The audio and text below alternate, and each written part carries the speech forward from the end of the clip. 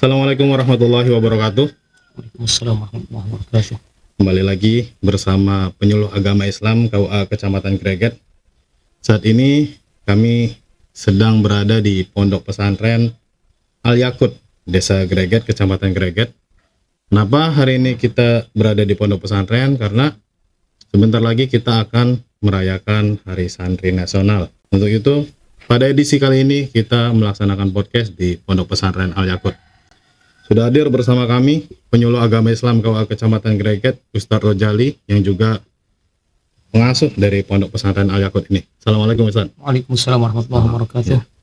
Sebelumnya saya ucapkan selamat Hari Santri. Ustadz, ada beberapa pandangan di masyarakat saat ini yang mengatakan bahwasanya pendidikan pesantren itu di bawah standar dari pendidikan-pendidikan yang baik di luar sana, seperti itu Ustadz. Betul. Itu benar nggak sih, Tad? Karena pendidikannya itu tidak berjalan 1-2 jam, ataupun tidak berjalan hanya hitungan jam, 6 jam dan lebih lah, kurang lebih seperti itu. Jadi pendidikan pesantren itu betul-betul 24 jam santri berada di pantauan pengasuhnya dengan pengajian yang sudah terjadwal, dengan segala sesuatunya yang sudah betul-betul artinya dibuat dengan baik lah. Setiap agenda hariannya itu. Maka pembentukannya pun tidak hanya mendesain santri itu menjadi orang-orang yang memiliki pengetahuan, tetapi juga memiliki karakter yang baik. Maka dengan pantauan maksimal 24 jam itu sangat efektif sekali. Ya mohon maaf, lain halnya dengan di sekolah misalkan hanya berapa jam lah dalam pantauan gurunya. Boarding school sekalipun hanya sampai sore. Kalau pesantren itu betul-betul 24 jam. 24 jam. Bahkan saking karena pengasuh dengan santrinya itu saking sering ketemu, sampai betul-betul hafal itu dengan bentuk wajah-wajahnya itu. Kalau pengasuhnya kemudian ahli lukis, kayaknya udah bisa langsung dilukis tanpa melihat wajahnya begitu. Saking pahamnya dan sering ketemu sama para santri. Betul. Selanjutnya nih, Tad, sebagian masyarakat juga mengatakan bahwasanya di pondok pesantren itu masih terjadi praktek-praktek feodalisme.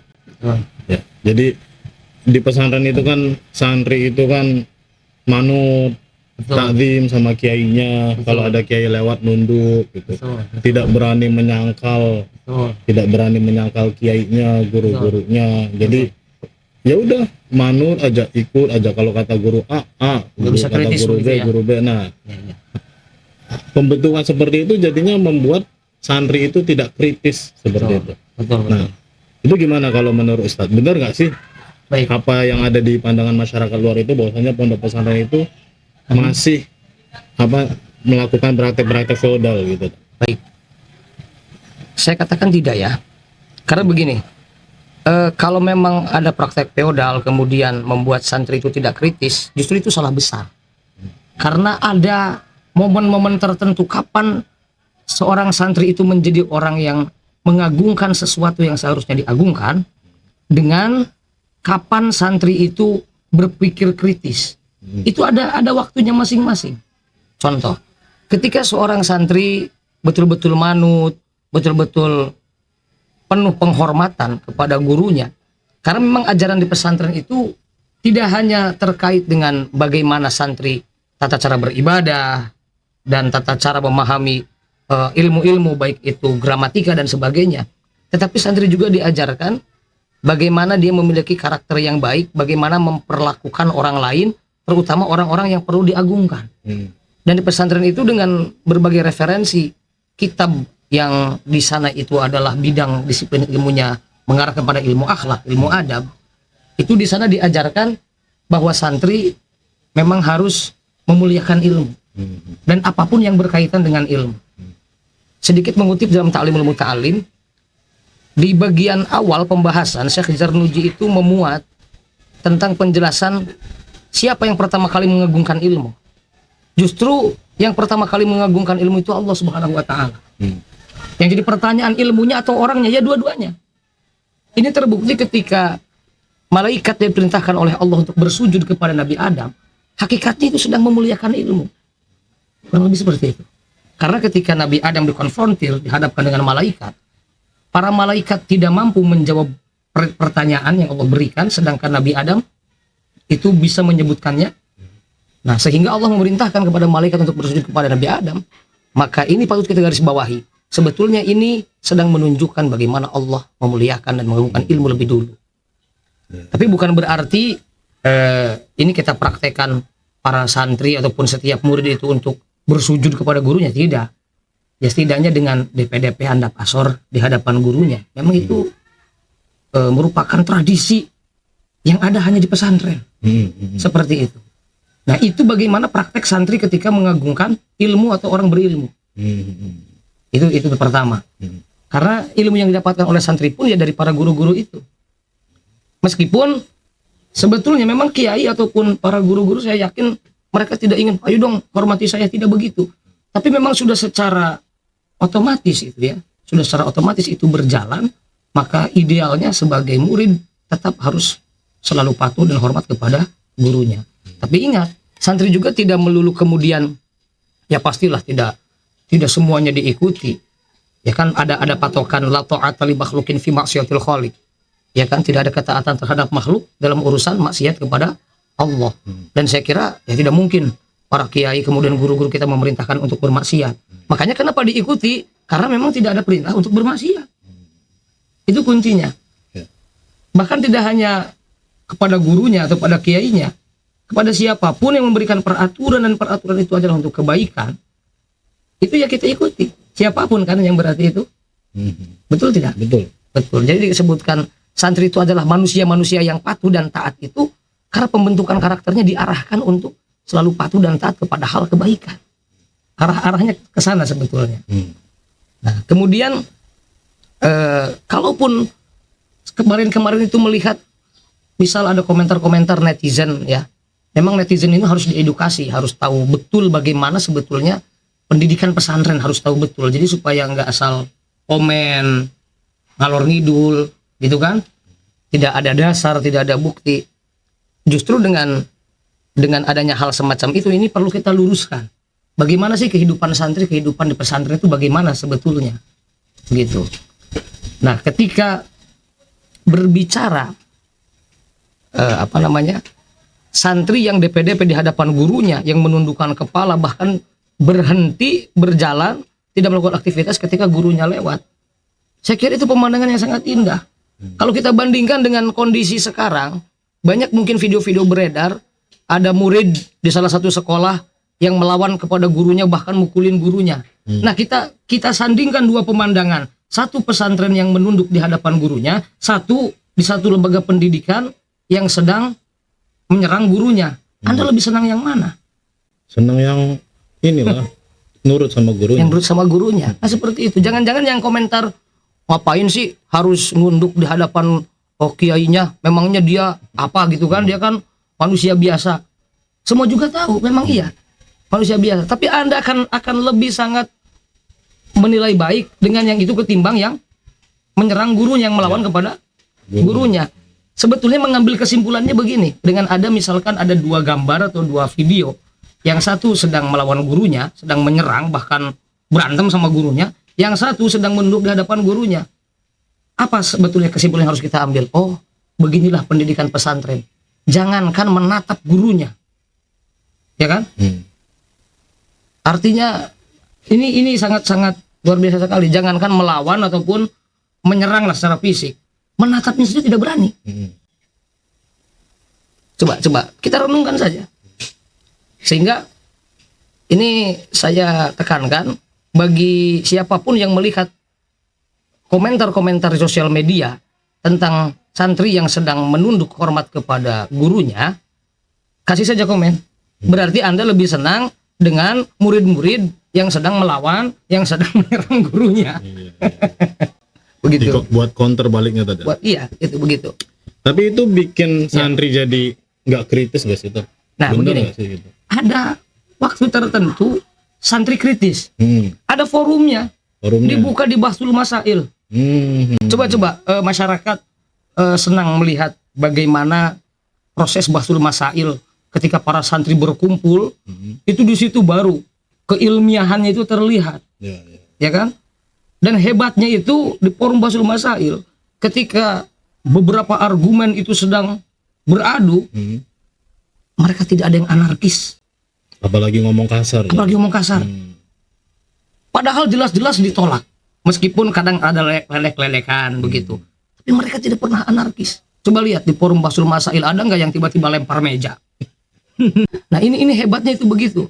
Jadi kondisi sepanas apapun tetap bisa dikondisikan, hati tetap dingin.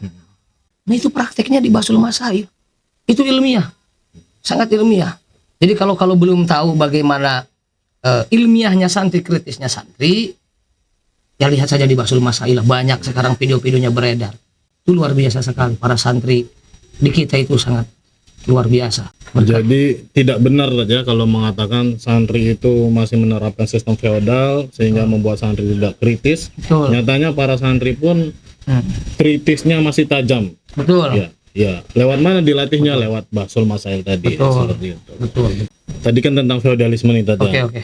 Nah, selanjutnya ada beberapa pesantren yang juga sepertinya ya, dalam tanda kutip, kiai-kiainya, ulama-ulama itu memanfaatkan kemuliaannya gitu.